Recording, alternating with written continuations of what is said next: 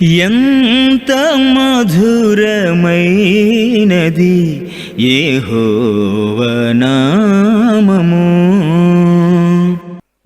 కూడి వచ్చిన మీ అందరికీ ప్రభు రక్షకుడైన యేసుక్రీస్తు వారి నామంలో వందనాలు తెలియజేస్తూ ఉన్నాం. క్రైస్తవ పురుషులు స్త్రీలు ఎలా ఉండాలి? ముఖ్యంగా పురుషులు స్త్రీలంటే తమ యొక్క కుటుంబాలను కట్టుకునేటువంటి విషయంలో వారు ఎలా ఉండవలసినటువంటి అవసరం ఉంది. వాస్తవంగా చదివినటువంటి ఎఫెసీయులకు రాసిన పత్రిక 5వ అధ్యాయము 22వ వచనం చదివితే అది వెంటనే పెళ్ళిళ్ళు గుర్తుకొస్తాయి. ఎందుకంటే పెళ్లి ప్రసంగాల్లోనే ఎక్కువ అది చదువుతూ ఉంటారు. అయితే మరి భార్యాభర్తలు అంటే వాళ్ళకి ఆ హెచ్చరికలు ఇస్తూ ఉంటారు. అయినప్పటికీ కూడా ఈరోజు ఉద్దేశించబడినటువంటి వాక్యాన్ని మనం పరిశీలన చేసినప్పుడు కుటుంబ వ్యవస్థ అనేటువంటిది ప్రతి దేశానికి సమాజానికి కూడా వెన్నెముక. ఏ దేశమైనా బాగుండాలి అంటే దేశం అనేటువంటిది అది మనుషుల యొక్క సముదాయం. దేశం అంటే మట్టి కాదు, ఈ దేశం అంటే మనుషులు అని అంటూ ఉంటారు. అయితే ఈ మనుషులు కుటుంబ వ్యవస్థలుగా ఏర్పడ్డారు. చాలా జంతువుల్లో లేని ఈ కుటుంబ వ్యవస్థ మనుషుల్లో ఉంది. అది ఎలా వచ్చింది? చాలామంది రీసెర్చ్లు చేస్తూ ఉంటారు. కానీ బైబిల్లో చదివితే మనకి మొదటి పేజీలోనే ఉంటుంది. అది దేవుడు ఏర్పాటు చేసినటువంటి వ్యవస్థ కుటుంబము అనేటువంటిది. వివాహము కూడా దేవుడే. మొట్టమొదటి వివాహం అయితే ఒకసారి ఒక ఆయన అంటున్నాడు, దేవుడే పెళ్లి పెద్దగా ఉండి జరిగించిన వివాహం కదండి అన్నాడు. అలాగే అనుకోండి, అంతేగా మరి. ఆ రోజుల్లో పెళ్లికి భోజనాలకు కూడా ఎవరు రావటానికి లేదు కదా, ఆదాము అవ్వక అన్నాడు. అలాగనే అనుకో. ఎందుకంటే వండేవాళ్ళు లేరు, వండినా తినేవాళ్ళు లేరు. కాబట్టి ఆ మొదటి వివాహం అలా గడిచిపోయింది. ఇక దానికి ఎవరన్నా ఉన్నారు మూడో వ్యక్తి అంటే దేవుడే. ఇంకా ఆదాము హవ్వ తర్వాత దేవుడు. ఎందుకంటే ఆ మాట మనం గమనించేటప్పుడు ఆదికాండము మనం చూసేటప్పుడు దేవుని వాక్యము ఈ రీతిగా తెలియజేస్తూ ఉంటాడు. 2వ అధ్యాయంలో మనం చూసినప్పుడు మొట్టమొదట ఒకడే ఉన్నటువంటి పురుషుడు అతని నుండి ఒక ఎముకను తీసి స్త్రీని నిర్మించి తీసుకొని వచ్చినప్పుడు అక్కడ ఆదాము చెప్పినటువంటి మాటలు 2వ అధ్యాయంలో మనకు కనబడుతూ ఉంటాయి. 23వ వచనము, అప్పుడు ఆదాము ఇట్లా, నేను నా ఎముకల్లో ఒక ఎముక, నా మాంసములో మాంసము, ఇది నరుని నుండి తీయబడిన గనుక నారి అనబడును. వాస్తవంగా కొందరు అడుగుతూ ఉంటారు, ఏమండి మళ్ళొక మట్టి ముద్దను తీసుకొని మళ్ళీ పిసికి దేవుడు లేకపోతే మళ్ళొక స్త్రీని చేస్తే అని అన్నాడు ఒకసారి ఒక ఆయన. అప్పుడు వీళ్ళిద్దరి మధ్య రిలేషన్ ఏముంది? నువ్వెవరో నేనెవరో. ఈవేళకి అనుకుంటారు పెళ్ళైనప్పుడు, మీదే కుటుంబం, ఎక్కడి నుంచి వచ్చామో, మేమే కుటుంబం, ఎక్కడి నుంచి వచ్చామో. ఒకసారి ఒకళ్ళు అంటున్నారు, వాళ్ళు నెల్లూరు జిల్లా వాళ్ళండి, మేము ప్రకాశం జిల్లా వాళ్ళమండి అంటున్నారు. అంటే అసలు వాళ్ళ కుటుంబాలకి మా కుటుంబాలకి సంబంధం లేదని. కానీ సంబంధం మొదటి మనిషి దగ్గరే ఏర్పడింది. స్త్రీ పురుషునికి వేరుగా నిర్మించబడలేదు, పురుషునిలో నుండి వచ్చింది. కానీ పురుషుడు స్త్రీలో నుండి రాలేదు మొదట. కానీ ఇక ఆ తర్వాత అంతా కూడా ఈ ప్రపంచంలో ఏ పురుషుడైనా సరే స్త్రీ గర్భంలో నుంచి రావాల్సిందే. దేవుడు అలాగే ఏం చేశాడంటే ఒకరితో ఒకరికి ముడివేసేసాడు. ఒకరికి వేరుగా మరొకరు లేరు. ఈ విషయాన్ని అక్కడ మాట్లాడుతూ అందుకని ఆయన ఏమంటూ ఉంటాడంటే, నా ఎముకల్లో ఒక ఎముక, నా మాంసములో మాంసం, ఇది నరుని నుండి తీయబడిన గనుక నారి అనబడును. కాబట్టి పురుషుడు తన తండ్రిని తన తల్లిని విడిచి తన భార్యను హత్తుకొనును, వారు ఏక శరీరమై ఉందరు. ఆదాముకి తల్లి లేరు, ఆదాముకి తండ్రి లేరు. కానీ ఇది ఎవరిని గురించి మాట్లాడాడు మరి అంటే రాబోయేటువంటి మనుషులందరిని గురించి ఇది మాట్లాడబడింది. కాబట్టి పురుషుడు తన తండ్రిని తల్లిని విడిచి తన భార్యను హత్తుకొనును, వారు ఏక శరీరమై ఉందరు. కాబట్టి ఆదాము దగ్గరకు తీసుకుని రాబడినటువంటి హవ్వ తనకు ఒక భార్యగా ఇవ్వబడింది. ఆ రిలేషన్ అంతేగాని ఒక చెల్లి కాదు, లేకపోతే ఇంకొక రిలేషన్ కాదు. వాళ్ళిద్దరి మధ్య ఉన్న రిలేషన్ ఏమిటంటే భార్యాభర్తల సంబంధం. కాబట్టి మొట్టమొదట వివాహం అనండి, లేదా భార్యాభర్తలనండి, లేకపోతే ఒక కుటుంబ వ్యవస్థ అనండి, అది దేవుని ఆలోచనల నుండి వచ్చింది. దేవుడే దాన్ని నిర్మించాడు. అయితే అది ఎలా ఉండాలి అనేటువంటిది కూడా దేవుడే చెప్పాడు. ఎందుకంటే ఇప్పుడు నా చేతిలో ఒక మైక్రోఫోన్ ఉంది. ఈ మైక్రోఫోన్ చేసినటువంటి వాళ్ళు దీని లోపల ఏమేమి వాళ్ళు ఉపయోగించడం జరిగింది అంటే కాంపోనెంట్స్ అని అంటూ ఉంటారు కదా, విడిభాగాలు. ఏ విడిభాగాలు ఉపయోగించారు వాటన్నింటినీ కూడా ఫిక్స్ చేసి ఒక మైక్రోఫోన్ చేశారో వాళ్ళకే తెలుసు. దీనికి ఒక స్విచ్ ఉంటుంది, లేకపోతే దీని లోపల ఒక డయాఫ్రమ్ ఉంటుంది, లేకపోతే దీనికి కింద ఒక కనెక్షన్ ఇచ్చేటువంటి ఎక్స్ఎల్ఆర్ కనెక్షన్ ఉంటుంది. లేకపోతే దీని అంతటిని కూడా మనం గమనించేటప్పుడు ఇది ఎలా పనిచేస్తుంది బాగా అనేటువంటిది వాళ్ళు చెప్తారు.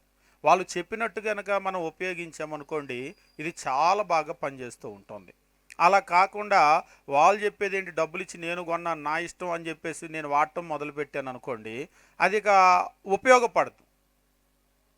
కొంతమంది కోపం వస్తే చేతిలో ఉంటే గిరాటేస్తూ ఉంటారు, మైక్ని కూడా గిరాటేస్తూ ఉంటారు కొందరు. అలాగే గిరాటేసారనుకోండి, ఇక ఆ తర్వాత మైక్ పలకదు. ఎందుకు పలకలేదు అని అంటే, ఇక దానికి మీరు దాన్ని మిస్యూజ్ చేయటమే కారణం.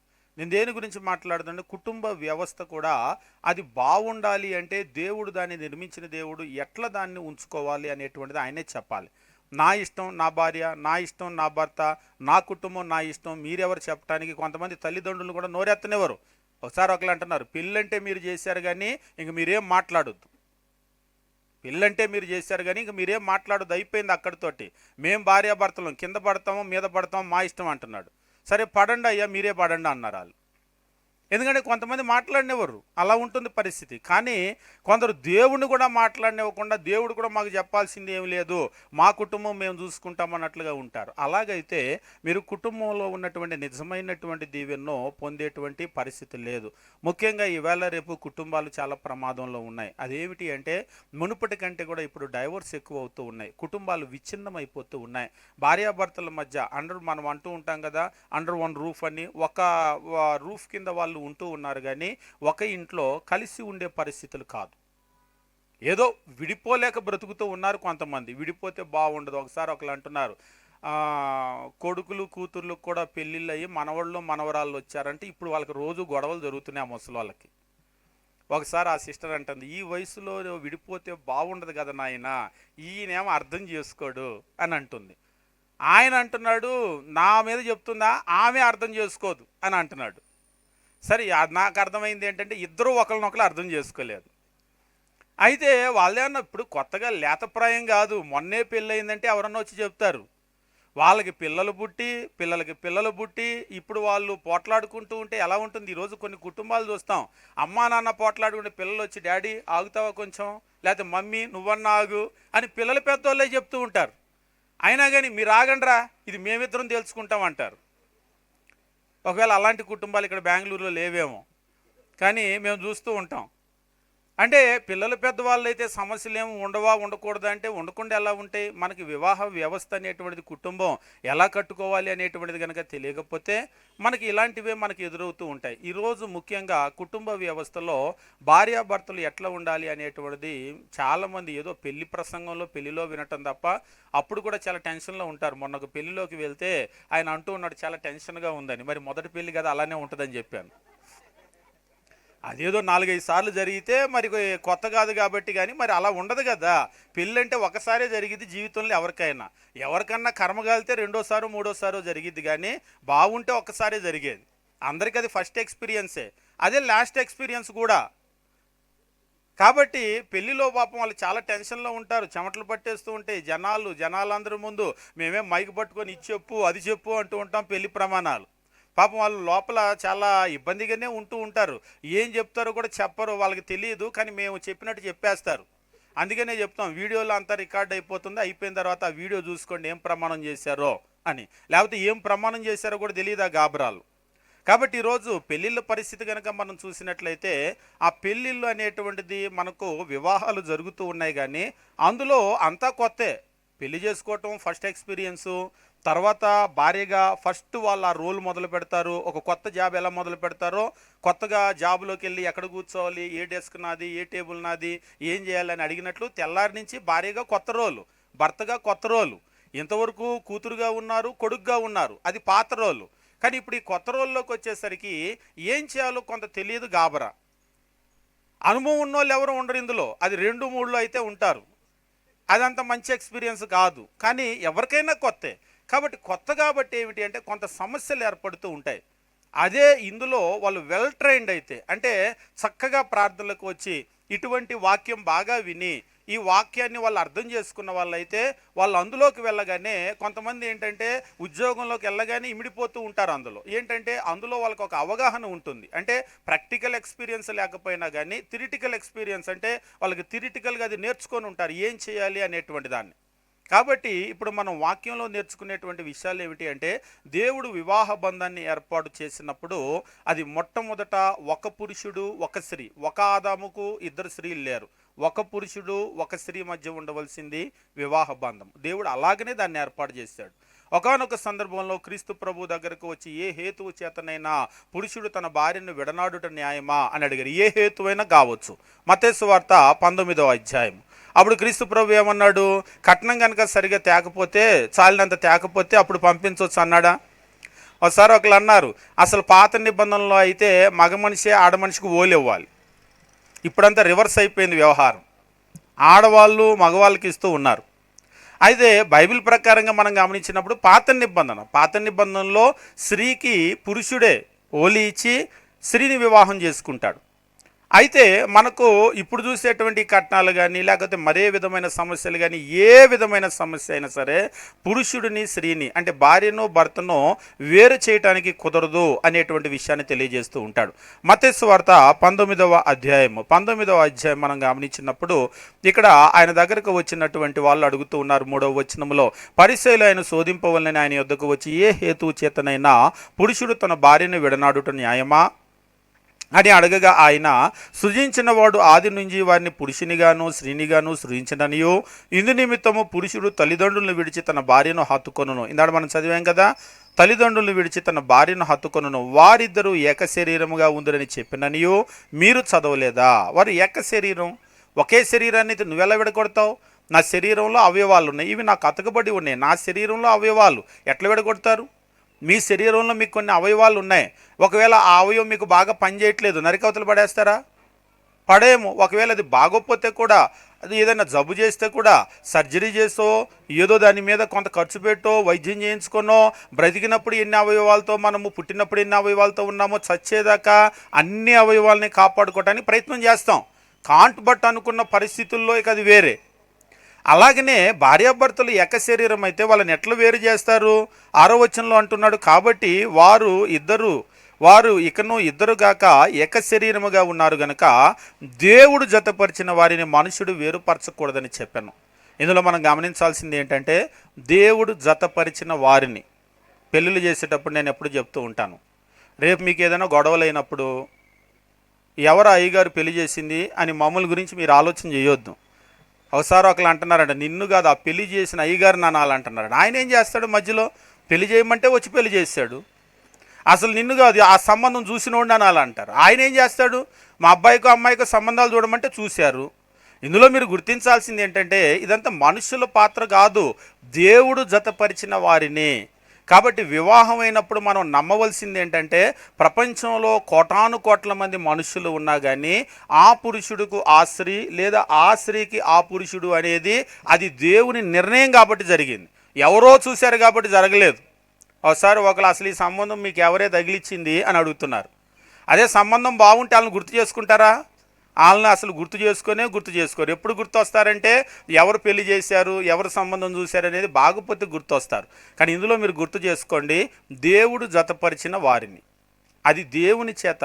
అంటే ఒకసారి ఒక వ్యక్తి అంటున్నాడు, నా స్పీడ్కి తగ్గ వ్యక్తి కాదండి సిస్టర్ అని, వాళ్ళ భార్యని గురించి. మీరు అనుకుంటున్నారు, కానీ మీకు తగ్గావిడి అని దేవుడు మీకు ఇచ్చాడు. ఇక ఆ తర్వాత మీ ఇష్టం, మీ ఆలోచన. ఒకసారి వీళ్ళు కూడా అంటారు, ఆడవాళ్ళు అంటే ఇవి మాటలు కొంచెం ఇబ్బందికరంగా ఉంటాయి. అంటే ఆమె కొంచెం బాగా పాష్గా ఉంటుంది, బ్రదర్ అంతా వెనకటి మనిషి అండి, ఆ బట్టలు అవి మార్చమన్నా కానీ నా స్టైల్కి తగ్గ ఆయన కాదు ఆయన. సరే బట్టలు అంటే మార్చగలరా, ఆయన మార్చగలరా? మీకు తగ్గ ఆయన కాదని. నిజంగానే కొంతమంది అలా ఇబ్బంది పడుతూ ఉంటారు.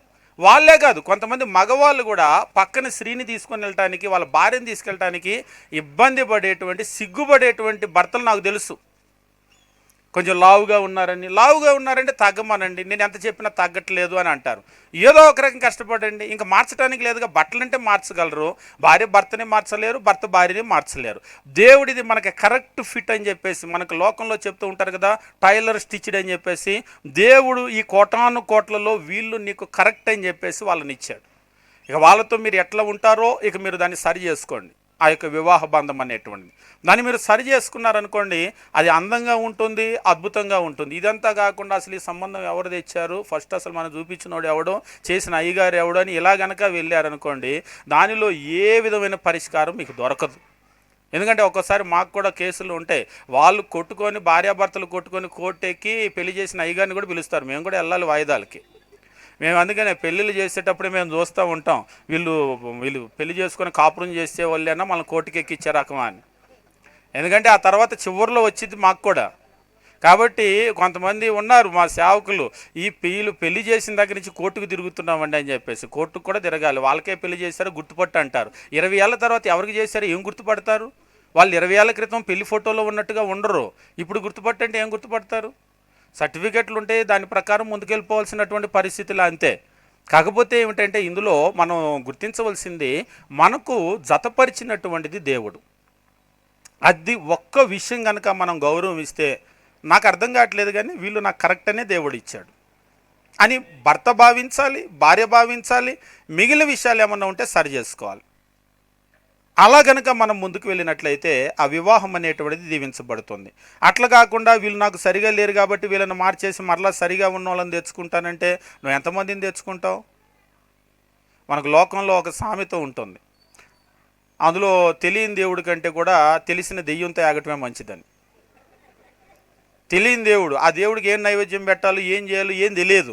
అంతకంటే తెలిసిన దెయ్యంతో ఆగటమే మంచిది. ఎందుకంటే దెయ్యమైన అన్నీ తెలుసు కదా.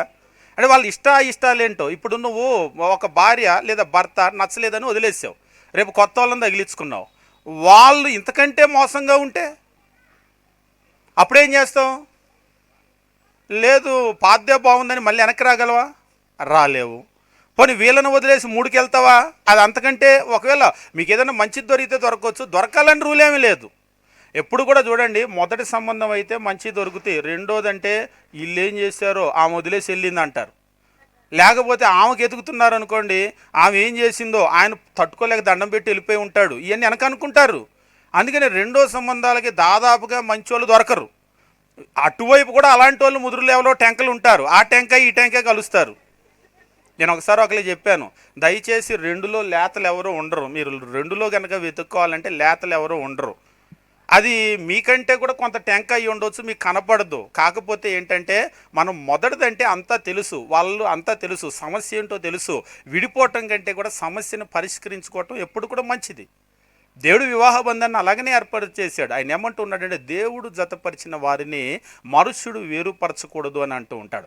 వివాహ బంధం అనేటువంటిది ఏమిటి అంటే, మరణం వరకు వాళ్ళను వేరు చేయకూడదు. మేము నిబంధన కూడా చేయిస్తాం, మరణం వరకు వాళ్ళిద్దరూ కలిసి ఉంటాము అని చేసేటువంటి వాగ్దానం.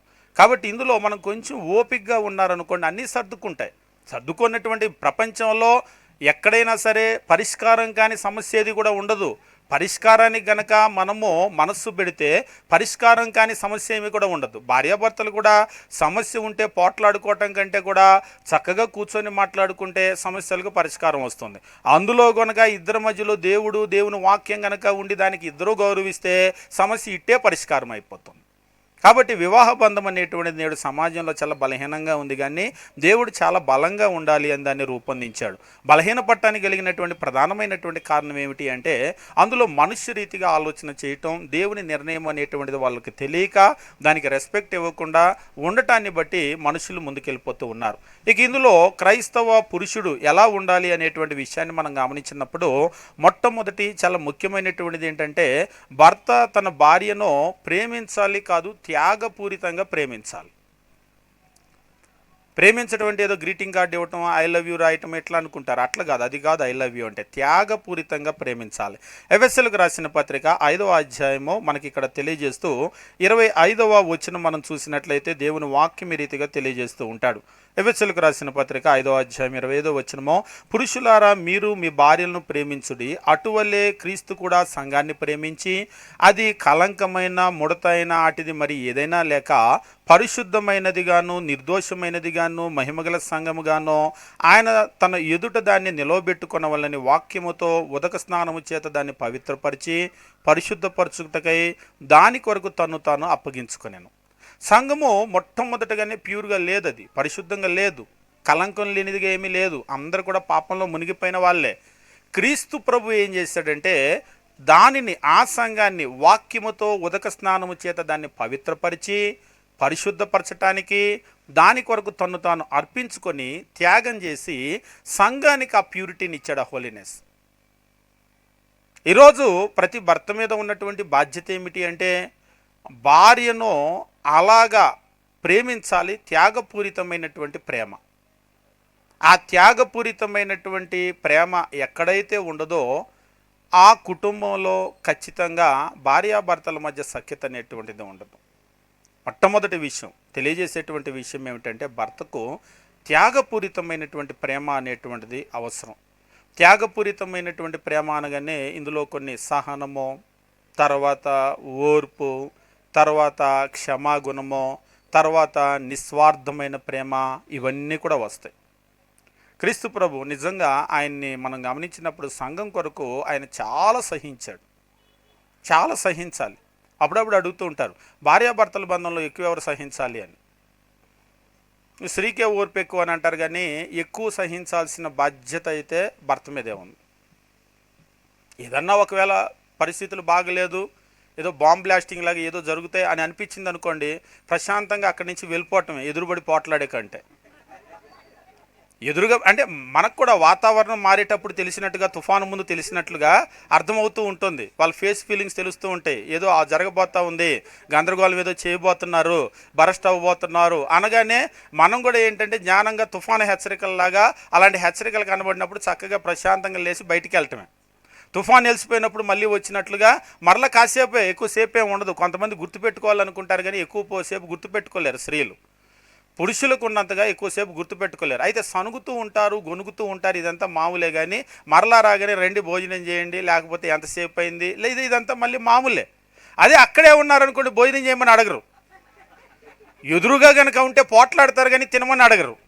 అదే వెళ్ళిపోయారనుకోండి, వెళ్ళిపోతే వాళ్ళే ఫోన్ చేసి చాలాసేపు అయింది, ఎక్కడున్నారు, ఎంతసేపు, భోజనం టైం గుర్తు రాలేదా అంటారు. కాబట్టి మనం కూడా ఏంటంటే పురుషులు చాలా ఓర్పుగా ఉండవలసినటువంటి అవసరం ఉంది. కాకపోతే అట్లా ఉండటం కష్టమో.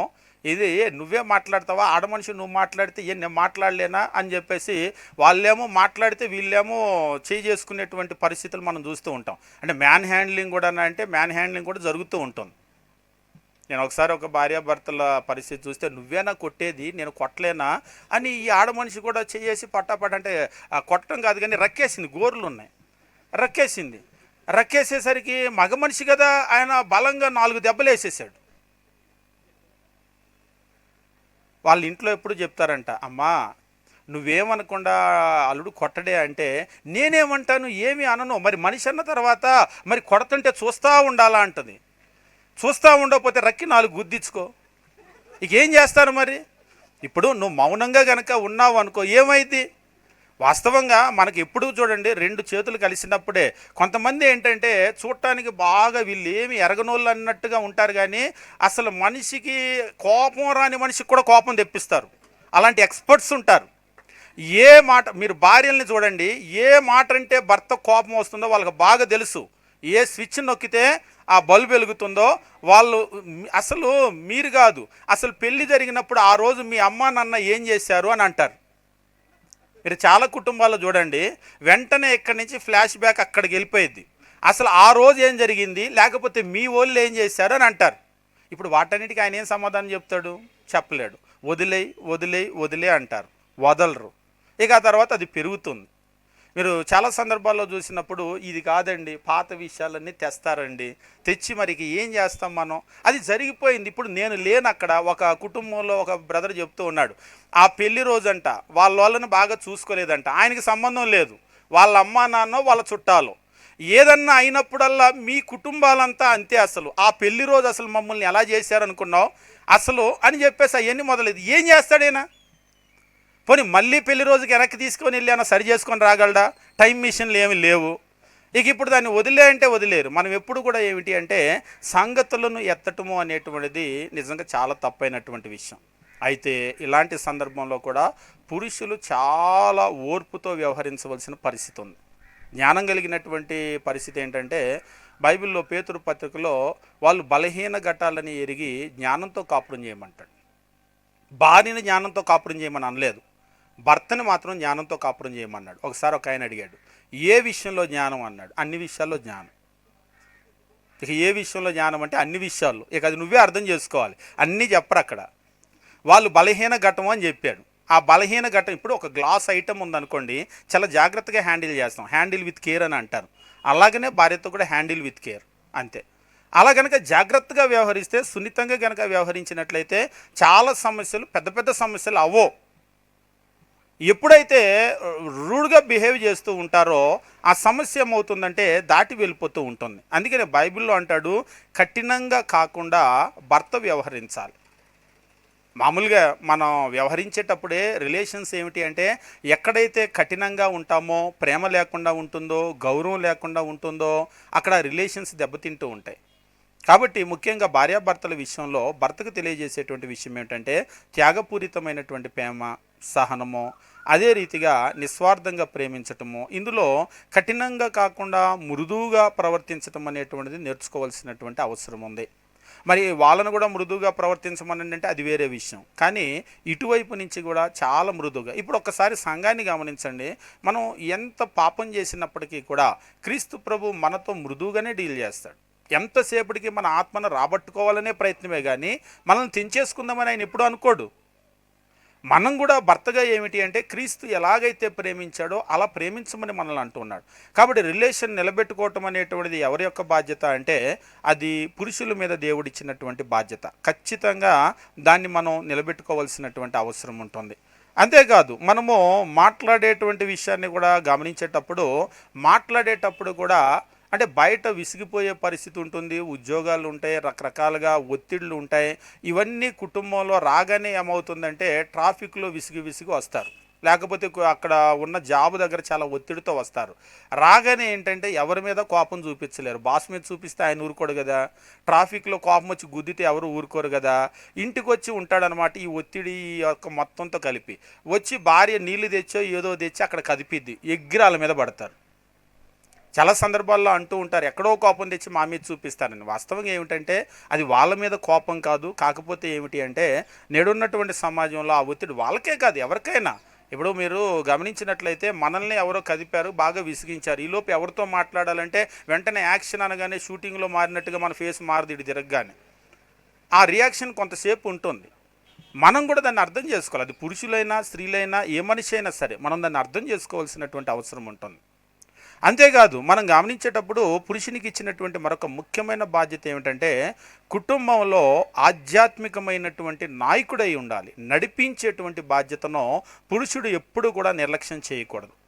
5వ అధ్యాయము, ఇదే ఎఫెసీయులకు రాసిన పత్రిక 5వ అధ్యాయము 23వ వచనం మనం గమనించినప్పుడు, క్రీస్తు సంఘమునకు శిరస్సు అయి ఉన్నలాగున పురుషుడు భార్యకు శిరస్సు అయి ఉన్నాడు. ఈ నడిపించేటువంటి విషయంలో ఎప్పుడు కూడా పురుషుడు తన బాధ్యతను విస్మరించకూడదు. ముఖ్యంగా నిర్ణయాలు తీసుకునేటువంటి విషయంలో నువ్వు చూసుకో కాకుండా ఆ నిర్ణయాలు తీసుకునేటువంటి విషయంలో శిరస్సులాగా వ్యవహరించవలసినటువంటి అవసరం ఉంటుంది. ఇక్కడ నేను ఒక విషయాన్ని చెప్పి ముందుకు వెళ్తాను. అదేమిటి అంటే, స్త్రీలు నిర్ణయం తీసుకోవటానికి పురుషులు నిర్ణయం తీసుకోవటానికి చాలా వ్యత్యాసం ఉంటుంది. ఒక చిన్న విషయం మాత్రం చెప్పి నేను ముందుకు వెళ్ళిపోతాను. మీరు ఎప్పుడైనా షాపింగ్కి వెళ్ళండి. పురుషులు ఎక్కువ టైం తీసుకుంటారా, స్త్రీలు ఎక్కువ టైం తీసుకుంటారు? పురుషులు అయితే చాలాసేపు ఏది సెలెక్ట్ చేసుకోవాలో తెలియక సతమతం అయిపోయి ఒక పూట తీసుకుంటారు. అంతేనా? స్త్రీలను కనుక తీసుకెళ్తే పిచ్చెక్కిస్తారు.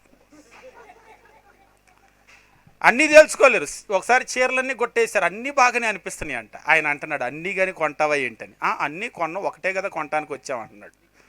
కానీ అన్నీ అక్కడ వేశారు, ఏది వదిలిపెట్ట బుద్ధి వేయట్లేదు. ఒక్కొక్క దాన్ని మీదేస్తుంది, ఇది బాగుంది, ఇది మీదేస్తుంది, ఇది బాగుంది. మరి ఏ తీసి పక్కన పెడతావు? నేను తెలుసుకోలేకపోతున్నాను. మీరు కావాలంటే గమనించండి, స్త్రీలు ఎప్పుడైనా సెలక్షన్కి వెళ్ళినప్పుడు చూడండి, ఒక చీరనే కాదు ఏదైనా కాదు, నిర్ణయం తీసుకోవటం అనేటువంటిది వాళ్ళు తేల్చుకోలేరు. అదే పురుషుల్ని మీరు చూడండి, ఫటాఫట్ అంతే, వెళ్ళారా ఇది ఓకే. ఎక్కువసేపు బట్టలే కాదు, ఏ నిర్ణయమైనా తీసుకునేటప్పుడు చాలా త్వరగా తీసుకుంటారు. అట్లనే అది చెడ్డ నిర్ణయం ఏం కాదు, దాని కొరకు అంత ఆలోచన చేయాల్సిన అవసరం లేదు. అందుకనే దేవుడు కూడా ఏం చేశాడంటే పురుషునికి ఆ నాయకత్వ బాధ్యత అప్పగించాడు. ఏ కుటుంబంలో అయితే ఆ బాధ్యత స్త్రీ మీద వదిలేస్తారో ఆమె తేల్చుకోలేదు, నిర్ణయాలు తీసుకోలేదు, సతమతం అయిపోతూ ఉంటుంది. ఎవరు చేసే పని వాళ్ళు చేస్తే చాలా తేలిగ్గా ఉంటుంది. ఉదాహరణకి డ్రైవింగ్ వచ్చిన వాళ్ళకి డ్రైవింగ్ ఇచ్చారనుకోండి, ఒక్క చేతితో స్టీరింగ్ ఆట ఆడుకుంటూ వెళ్తూ ఉంటారు. కొంతమంది చాలా సులువుగా చేస్తూ ఉంటారు. అలాగనే కొత్తగా ఉన్న వాళ్ళకి డ్రైవింగ్ ఇచ్చారనుకోండి, ఒకసారి ఒక ఆయన అంటున్నాడు, ఏమండి ఎన్ని గుర్తుపెట్టుకోవాలి, ఈ చేతితో గేర్ వేయాలంట, ఈ కాలుతోనేమో క్లచ్ నొక్కాలంట, ఈ కాలుతోనేమో బ్రేకు నొక్కాలి, ఎక్సలేటర్ నొక్కాలంట, ఇవన్నీ చేసేటప్పుడు మళ్ళీ ఇటు చూడకుండా కళ్ళు ఇటు చూడాలంట. ఆయన కొత్తగా డ్రైవింగ్ నేర్చుకొని ఇన్ని పనులు చేయాలంటే ఎట్లా అవుతుందండి డ్రైవింగ్ అంటున్నాడు. 4 రోజులు అయితే అయ్యిద్దండి, అదంతా అనుభవం మీద వచ్చింది, కొత్తలో అలాగనే ఉంటుంది.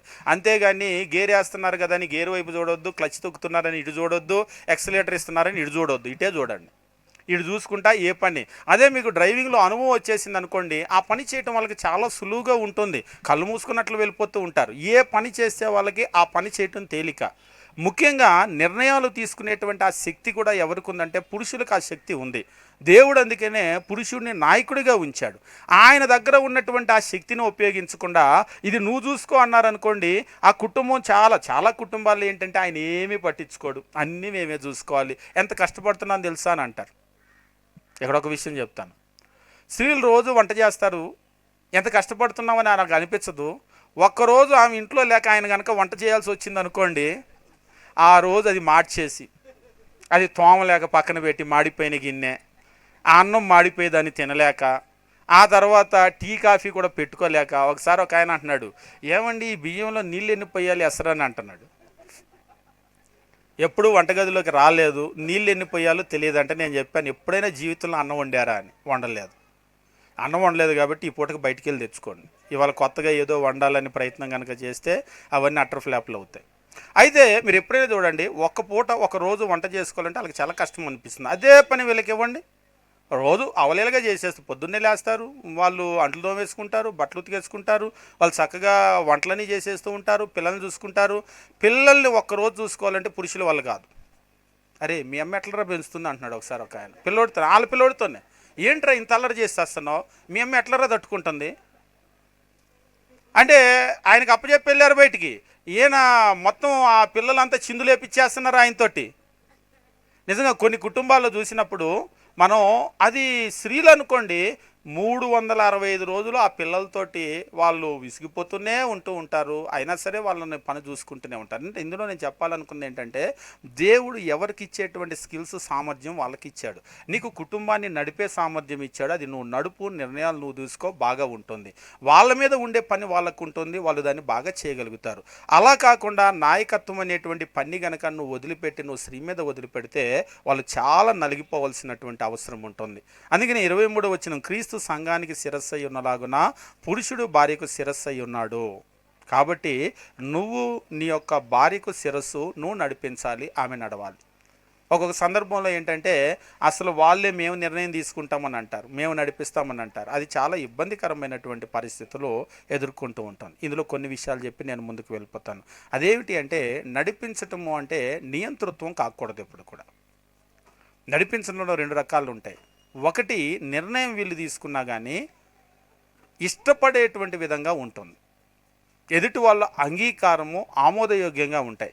కొన్ని సందర్భాల్లో మీకు నచ్చినా నచ్చకపోయినా నేను చేస్తానంతే, అట్లాగా వెళ్ళకూడదు. అని మరి వాళ్ళకి నచ్చకపోతే ఏం చేయాలి అంటే, నచ్చకపోతే అంటే కొన్ని రేర్ కేసెస్ ఉంటాయి, పర్లేదు, కానీ ప్రతి నిర్ణయము వాళ్ళకి నచ్చకుండా అనేటువంటిది చేయకూడదు. అంటే వాళ్ళకు కూడా నచ్చేటట్లు చేయాలా. మంచి వాళ్ళకి నచ్చట్లేదు కానీ మంచి కాదు, కూర్చొని మాట్లాడుకొని నాయకత్వంలో ఉన్నటువంటి విషయాన్ని నువ్వు గుర్తించి వాళ్ళు కూడా గుర్తించేటట్లుగా చేసుకొని మనం ముందుకు వెళ్ళాల్సినటువంటి అవసరం ఉంది. రెండోది ముఖ్యమైనటువంటి మరొక విషయం నాయకత్వంలో నేను చెప్తాను. నాయకుడు ఎప్పుడు కూడా ఫెయిల్యూర్కి బాధ్యత వహించాలా, వహించకూడదా? మీరు ఒక మంచి లీడర్ని ఎప్పుడైనా చూసినప్పుడు టీం అంతా పనిచేస్తారు, ఎక్కడో ఫెయిల్యూర్ వస్తుంది, ఈడండి అలా చేశాడు, రారా చూపించి నీ మొహం చూపించి అనకూడదు. టీం ఫెయిల్యూర్ వాళ్ళ ఫెయిల్యూరే. శరీరంలో ఏ అవయవమైనా సరే ఫెయిల్ అయ్యింది అంటే ఆ ఫెయిల్యూరు శిరస్సు యొక్క ఫెయిల్యూరే. మనం ఎవరు చూసినా కానీ తిట్టేటప్పుడు మొహం చూసి తిడతారు, చేయి తప్పు చేసిన మొహం చూసి తిడతారు. ఇదే పడాలి అన్నిటికి కూడా. ఎందుకు అంటే ఇది ముఖం కాబట్టి. దేని ఫెయిల్యూర్కైనా ఇదే కారణం. కాలుతో ఎవరినైనా తన్నా మొహం చూసి తిడతారు, మొహం చూసి కొడతారు, చెంప బాలు కొడతా, మొహం బాలు కొడతా అంటారు. ఏది తప్పు చేసినా దీనికే, శిరస్సుకే. అలాగనే ఒక మంచి నాయకుడు ఎప్పుడు కూడా ఏం చేయాలంటే బాధ్యతను తను వహించాలి. ఆ బాధ్యతను ఎప్పుడైతే తను వహిస్తాడో, తను వహించినప్పుడు మాత్రమే మిగిలినటువంటి వాళ్ళు కుటుంబం కావచ్చు, ఎక్కడైనా కావచ్చు, నాయకుడికి లోబడతారు. ఎందుకంటే ఆయన చెప్పినట్టు మనం వినలేదు, రేపు ఏదన్నా అయితే ఆయన్ని అడుగుతారు, ఆయన్ని అంటారు అని చెప్పేసి. అదే ఒకవేళ ఏదైనా తిట్లు వచ్చినప్పుడు వీళ్ళని ముందు పెట్టాడు అనుకోండి, రేపు తిట్టించుకునేది మేమేగా, కాబట్టి మేము జాగ్రత్తగా చేయాలి అని వాళ్ళు అంటారు. నువ్వెప్పుడు నాయకుడిగా ఉన్నప్పుడు ఏ ఫెయిల్యూర్ అయినా సరే ఖచ్చితంగా నువ్వు దానికి జవాబుదారీగా ఉండాల్సినటువంటి అవసరం ఉంది. కుటుంబాల్లో ఆ జవాబుదారీతనం నుంచి కనుక మనం తప్పించుకున్నట్లయితే ఒక నాయకుడిగా మనం ఎప్పుడు కూడా ఉండేటువంటి పరిస్థితి లేదు. ఆధ్యాత్మికంగా కుటుంబాన్ని నడిపించాలి. భర్త యొక్క పని ఏమిటి అంటే కుటుంబానికి నాయకుడిగా ఉండటము అంటే భౌతికంగా నడిపించటము, అన్న వస్త్రాలు, పోషణ ఇది కాదు, ఆధ్యాత్మికంగా నడిపించాలి. మనం బైబిల్లో గమనించినప్పుడు యెహోషువ ఉంటాడు, నేను నా ఇంటివారు యెహోవాను సేవించదము అని అంటూ ఉంటాడు. అంటే ఆధ్యాత్మికమైనటువంటి ఆ నాయకత్వ బాధ్యతను ఆయనే తీసుకున్నాడు. మా కుటుంబం ఎవరిని సేవించాలి అనేటువంటి నిర్ణయాన్ని ఆయన బహిరంగంగా చెప్పగలిగాడు. దాన్ని బట్టి మనకి ఏమర్థమవుతుందంటే ఆయన ఆ పని బాగా చేయగలుగుతున్నాడు. ఈవెన్ మనం అపోస్తుల కార్య గ్రంథం కనుక చూసినట్లయితే 10వ అధ్యాయంలో కొర్నేలి అతడు తన ఇంటి వారందరితో కూడా కలిసి అని అంటూ ఉంటాడు. అంటే కొర్నేలి కూడా తన కుటుంబం అంతటికి కూడా ఒక ఆధ్యాత్మికమైనటువంటి నాయకుడిగా ఉండి నడిపించినటువంటి ఒక గొప్ప మాదిరిని మనం చూస్తూ ఉంటాం. ఏ కుటుంబంలో అయితే పురుషుడు ఆధ్యాత్మికమైనటువంటి నాయకుడిగా ఉండి నడిపించగలుగుతాడో ఆ కుటుంబం అనేటువంటిది దీవించబడుతుంది. ఏ కుటుంబంలో అయితే నాయకుడు ఫెయిల్యూర్ అవుతాడో, ఉదాహరణకు పాత నిబంధనలో ఏలి అనేటువంటి ఒక ప్రధాన యాజకుడు ఒక తండ్రి ఉన్నాడు, ఆయన ఫెయిల్యూర్, ఆయన యొక్క ఫెయిల్యూర్ కాదు, పిల్లలు పెంచడంలో ఆయన ఫెయిల్యూర్ ఆయన వంశాన్నే భూమి మీద లేకుండా చేసింది. కాబట్టి కుటుంబంలో ఉండేటువంటి పురుషుడు ఏం చేయాలంటే ఖచ్చితంగా ఆయన ఒక మంచి నాయకుడిగా ఉండాలి. భౌతికంగా వారి అవసరాలు తీర్చడం మాత్రమే కాకుండా ఆధ్యాత్మికమైనటువంటి నాయకుడిగా ఉండాలి. ఇక పురుషుడిని గురించి మాట్లాడేటప్పుడు కుటుంబంలో ఆయన ఒక బ్రెడ్ విన్నర్, ఆహారము సమకూర్చి వాళ్ళని పోషించాల్సినటువంటి బాధ్యత ఖచ్చితంగా ప్రతి పురుషుని మీద కూడా ఉంటుంది. అందుకనే మొదటి నుంచి కూడా మనం గమనించినప్పుడు దేవుడు డిజైన్లోనే ఏం చేశాడంటే పురుషుల శరీరంలో అధికమైనటువంటి శక్తిని ఇస్తూ ఉంటాడు. ఎందుకంటే స్త్రీల కంటే పురుషులు బాగా కష్టపడగలుగుతారు, దేవుడు అలాగ డిజైన్ చేశాడు. దాని అర్థం ఏంటంటే నువ్వు కష్టపడు అనే. కాబట్టి కుటుంబం కొరకు పురుషుడు ఆయన కష్టపడి ఆహారాన్ని సమకూర్చవలసినటువంటి అవసరం ఉంటుంది. తిమోతికి రాసిన మొదటి పత్రిక 5వ అధ్యాయం 8వ వచనంలో కూడా ఎవడైనా తన స్వకీయులను విశేషంగా తన సొంత ఇంటి వారిని సంరక్షించకపోతే విశ్వాస త్యాగం చేసిన వాడే అవిశ్వాసి కంటే కూడా చెడ్డవాడిగా ఉంటాడు. అంటే కుటుంబాన్ని గుర్చినటువంటి పోషణ బాధ్యత, సంరక్షణ బాధ్యత, రక్షణ కాదు సంరక్షణ బాధ్యత ఎవరి మీద ఉంటుందంటే ఆ వ్యక్తి మీద, కుటుంబంలో పురుషుని మీద ఖచ్చితంగా ఉంటుంది. దాని నుంచి మనం ఎప్పుడు కూడా తప్పించుకోవటానికి ప్రయత్నం మనం చేయకూడదు. అంతేకాదు మనం గమనించేటప్పుడు భార్య విషయంలో మనం చూసినప్పుడు ఇందాక మనం చెప్పాం కదా, పేతురు రాసినటువంటి మొదటి పత్రిక 3వ అధ్యాయం 7వ వచనం మనం చూసినప్పుడు ఒక విషయాన్ని మాత్రం మనం చదువుకొని మనం భార్యల దగ్గరికి వెళ్ళిపోదాం. 3వ అధ్యాయము పేతురు రాసిన మొదటి పత్రిక 3వ అధ్యాయము 7వ వచనం మనం గమనించినప్పుడు అటువలే పురుషులారా జీవమనే కృపావరంలో మీ భార్యలు మీతో పాలివారై ఉన్నారని ఎరిగి ఎక్కువ బలహీనమైన ఘటమని భార్యను సన్మానించి మీ ప్రార్థనలకు అభ్యంతరం కలగకుండానట్లు జ్ఞానం చొప్పున వారితో కాపురం చేయండి. ఇందులో పురుషునికి ఏ ఏ విషయాలు చెప్పాడు? పోనీ పురుషుడు చేయాల్సినటువంటి పనులేంటి? ఇందులో జీవమనే కృపావరములో మీ భార్యలు పాలివారై ఉన్నారని ఎరగండి. ఒకటి, ఎక్కువ బలహీనమైనటువంటి ఘటము అనేది మీరు తెలుసుకోవాలి. తెలుసుకొని మీరు అభ్యంతరం కలగకుండా జ్ఞానము చొప్పున వారితో కాపురం చేయండి. వాళ్ళు జీవమనే కృపావరములో పాలివారు అంటే భార్యను నిత్య జీవానికి నడిపించవలసినటువంటి బాధ్యత ఆధ్యాత్మిక నాయకుడిగా నీ మీద ఉంటుంది. నువ్వే నీ భార్యను, నీ పిల్లలను నువ్వు నడిపించగలగాలి. దీని కొరకు వాళ్ళు బలహీనమైనటువంటి ఘటము అనేటువంటిది నువ్వు ఎరిగి నీ ప్రార్థనలకు అభ్యంతరం కలగకుండా జ్ఞానం చొప్పున నువ్వు వారితో కాపురం చేయవలసినటువంటి అవసరం ఉంటుంది. ఇందులో కూడా ముఖ్యంగా మనం గమనించేటప్పుడు జ్ఞానం చొప్పున వారితో కాపురం చేయము అనేటువంటి విషయంలో చాలా విషయాలు ఇమిడి ఉంటాయి. అందులో స్త్రీ యొక్క జ్ఞానాన్ని గురించి కూడా మాట్లాడతాడు, జ్ఞానవంతురాలు తన ఇల్లు కట్టును అని. కానీ కాపురం చేసేటప్పుడు మాత్రమో ఇక్కడ అంటూ ఉంటాడు జ్ఞానం చొప్పున వారితో కాపురం చేయండి అని చెప్పేసి. ఇందులో ఇందాక నేను మీకు చెప్పాను, ఒక సున్నితమైన గాజు వస్తువును ఎట్లాగైతే మనం జాగ్రత్తగా చూసుకుంటూ ఉంటామో అట్లనే మనము జాగ్రత్తగా ఈ ఫ్యామిలీని తీసుకొని వెళ్ళాలి. ముఖ్యంగా భార్యాభర్తల రిలేషన్ అనేటువంటిది కాపాడుకోవాల్సినటువంటి అవసరం ఉంటుంది.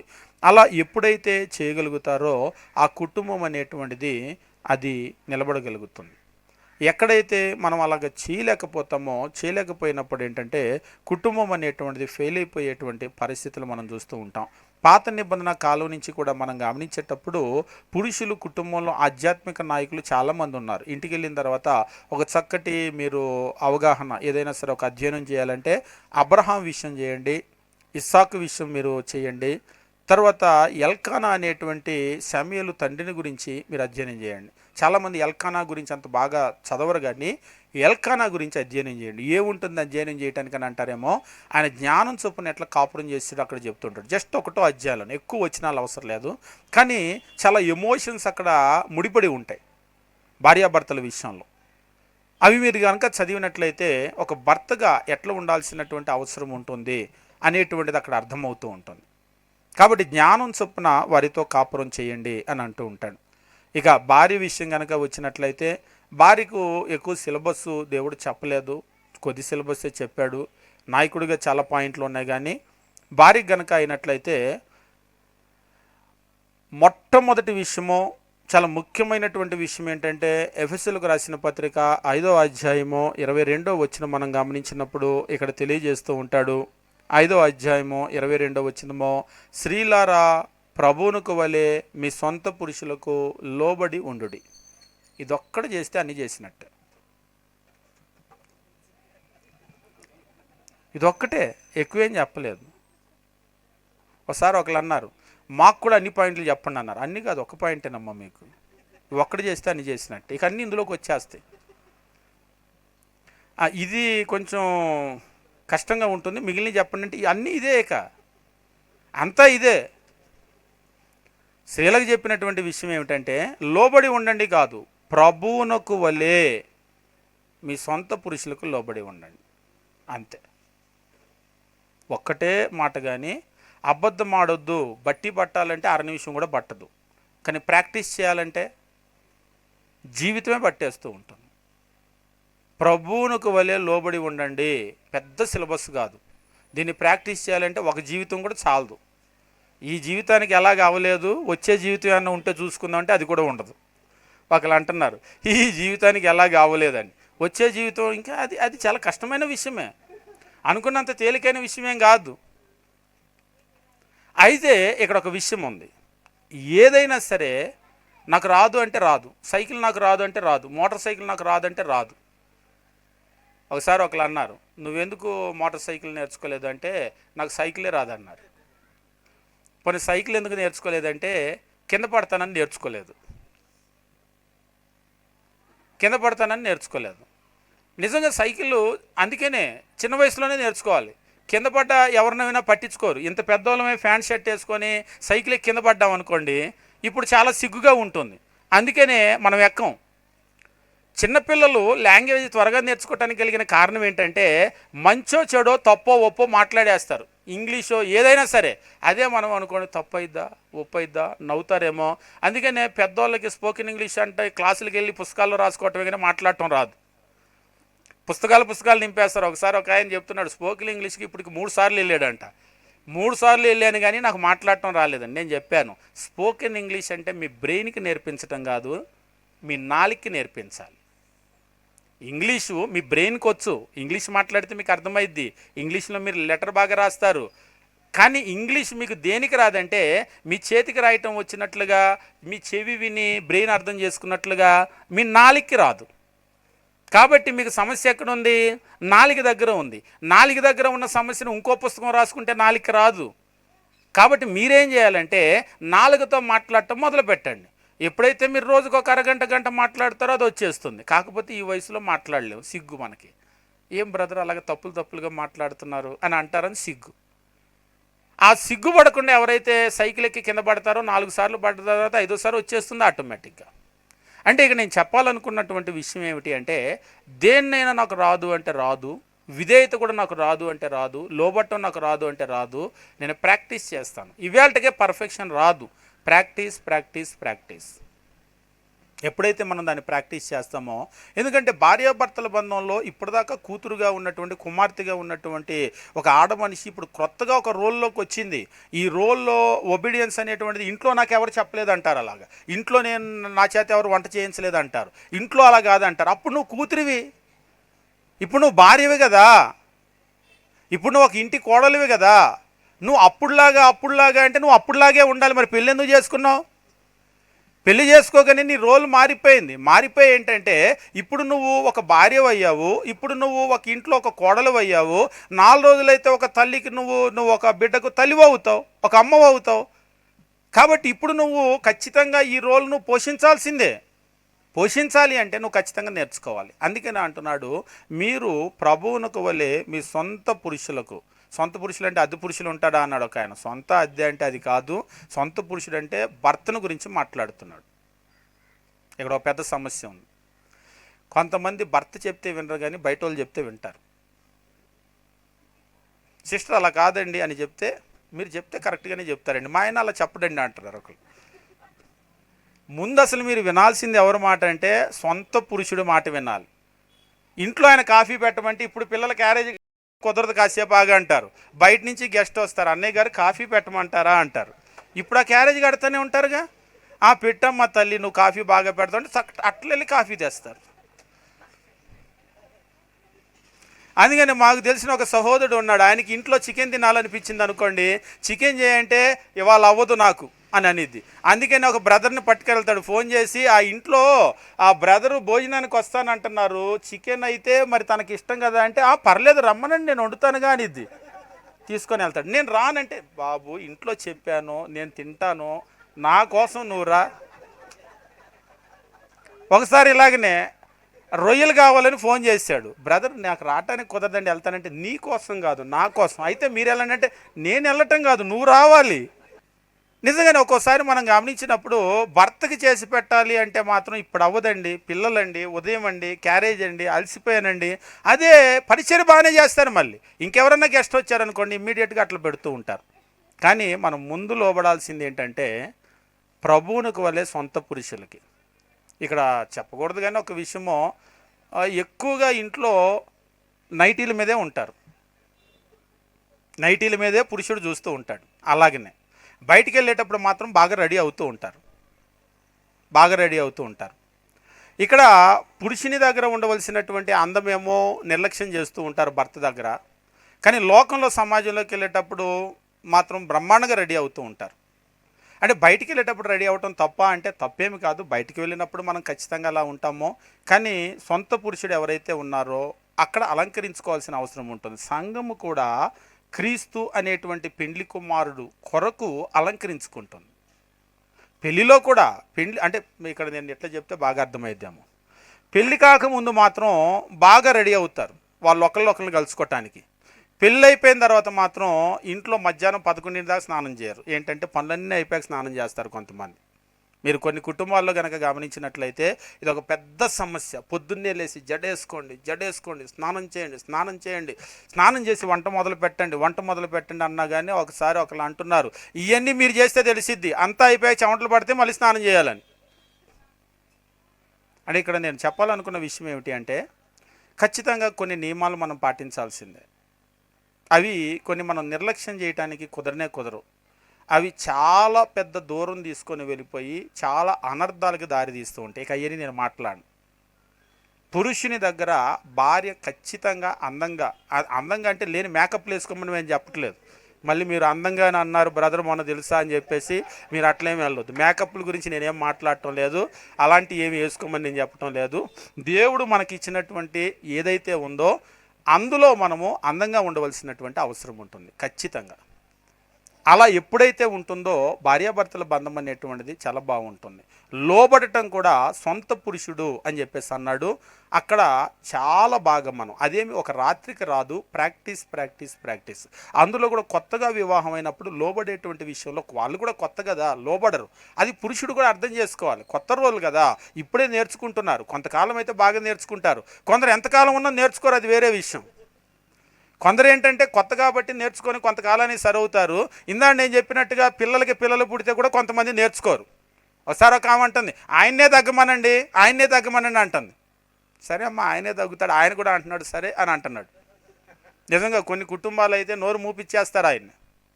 ఇక్కడ నేను ఒక విషయం చెప్తాను. పెద్ద అయిన తర్వాత పిల్లలు తల్లి అందరూ కలిసిపోతారు. అందరూ కలిసిపోయి ఇంట్లో వాళ్ళ మెజారిటీ అయిపోయింది, నాన్న నోరు మూపిచ్చేసి బయటికి గెంటేస్తారు. కానీ అక్కడ మనం గమనించవలసిన విషయం ఏంటంటే, కుటుంబాలలో ఎప్పుడూ కూడా తండ్రి నాయకుడిగా ఉండాలి. పిల్లలు పుట్టిన తర్వాత కూడా తల్లి ఎలాగైతే ఉంటుందో ఆమె భర్తకు లోబడి ఉండవలసిన అవసరం ఉంది. ఒక్కోసారి ఇక్కడ ఒక సమస్య ఏం జరుగుతుందంటే, పిల్లలు పుట్టిన తర్వాత తల్లి పిల్లల మాట వినటం మొదలు పెడుతుంది. ఇక ఆ తర్వాత భర్త మాట వినదని కాదు, నిర్లక్ష్యం ప్రారంభమవుతుంది.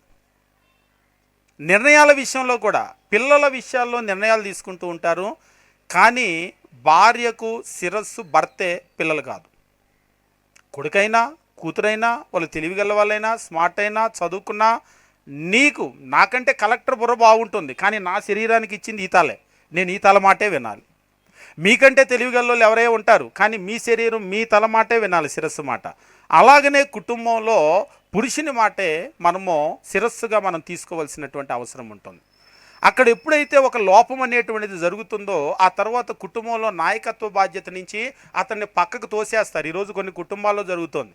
పిల్లలు పెరిగి పెద్దవాళ్ళు అయిపోయిన తర్వాత పిల్లలు తల్లి అంతా కూడా ఒకటిగా అయిపోయి ఆ తర్వాత పురుషుడిని నాయకత్వ బాధ్యత నుంచి తోసేసిన పరిస్థితులు మనం చూస్తూ ఉంటాం. కాబట్టి మనం గమనించాల్సింది ఏంటంటే, ఆమె లోబడటం నేర్చుకోవాలి. ఎంతవరకు అంటే పిల్లలు ఎంతవరకు ఉన్నా పురుషుడు శిరస్సుగా ఉంటాడు, ఆమె లోబడటం అనేటువంటిది నేర్చుకోవాలి. కాబట్టి ఒక్క విషయము ఎప్పుడైతే ఆమె నేర్చుకోవటం జరుగుతుందో అప్పుడు ఆ కుటుంబంలో అంతా సరైపోతుంది. ఈ ఒక్క విషయం కనుక నేర్చుకోకపోతే ఆ కుటుంబంలో చాలా ఇబ్బందికరమైనటువంటి పరిస్థితులు ఎదురవుతాయి. ఎందుకంటే ఎప్పుడైనా సరే కుటుంబం అనేటువంటిది ముందుకు జరగాలి, ముందుకు నడవాలి అని అంటే ఒకరు మద్దతు మాత్రం సరిపోదు. పురుషుని వైపు నుంచి సంపూర్ణమైన మద్దతు వచ్చినా కానీ స్త్రీ వైపు నుంచి దేవుని వాక్య ప్రకారం ఆ మద్దతు కనుక లేకపోతే, ఆ విధేయత కనుక లేకపోతే, లోబట్టం లేకపోతే కుటుంబాలు ముందుకు జరగవు. కాబట్టి మరలా చెప్తున్నాను, పెద్ద సిలబస్ ఏమి ఇవ్వలేదు, ఒకే ఒక్క విషయమో కానీ చాలా కఠినమైనటువంటి విషయమో, లోబడి ఉండండి. చివరిగా నేను చెప్పే మాట ఏమిటి అంటే, లోబడి ఉండటము అంటే తక్కువ కాదు. లోబడి ఉండటం తక్కువ కాదు. ఈరోజు మనం భారతదేశంలో పౌరులుగా ఉన్నాం, వ్యవస్థకు లోబడతాం, అధికారానికి లోబడతాం, ఒక సిటిజన్గా మనం లోబడతాం. అట్లని సిటిజన్గా మన రైట్స్ మనకే ఉంటాయి. అలాగనే కుటుంబము నడవాలి అని చెప్పేసి అంటే, కుటుంబం నడవాలంటే భర్తను శిరస్సుగా నాయకుడిగా ఉంచాడు. కుటుంబంలో మిగిలినటువంటి వాళ్ళు ఆ నాయకత్వం కింద ముందుకు వెళ్ళాలి. అది తక్కువ ఎక్కువ అనేటువంటి విషయం కాదు, నాయకత్వం ఎవరికి ఇచ్చారు అనేటువంటి రోల్. శరీరంలో కూడా చాలా అవయవాలు ఉంటాయి కానీ ఒకే శిరస్సు ఉంటుంది. ఈ శిరస్సు చొప్పున అంతా ముందుకెళ్ళినప్పుడు శరీరం చక్కగా ముందుకెళ్తుంది. కాబట్టి కుటుంబాలు దీవించబడాలి అంటే ఒక నాయకుడు ఆయన నాయకత్వంలో కుటుంబం అంతా సమిష్టిగా ముందుకు వెళ్ళినట్లయితే ఆ కుటుంబం దీవించబడుతుంది. కాబట్టి అలాగా మనము దీవించబడేటువంటి కుటుంబాలుగా మనం ఉందాము. పురుషుడు నాయకుడు, చాలా విషయాలు ఆయన చూసుకోవాలి. ఆ విషయాలన్నీ బాధ్యత ఆయన మీదే ఉంది. మరి స్త్రీ విషయం అంటే లోబడుతూ ఆ నాయకత్వంలో ముందుకు వెళ్తే మిగిలినవన్నీ కూడా సరైపోతూ ఉంటాయి. కాబట్టి మనం అలాగా ఉందాం. మన కుటుంబాలు దీవించబడుగాక. మీ అందరికీ వందనాలు తెలియజేస్తూ ముగిస్తూ ఉన్నాం.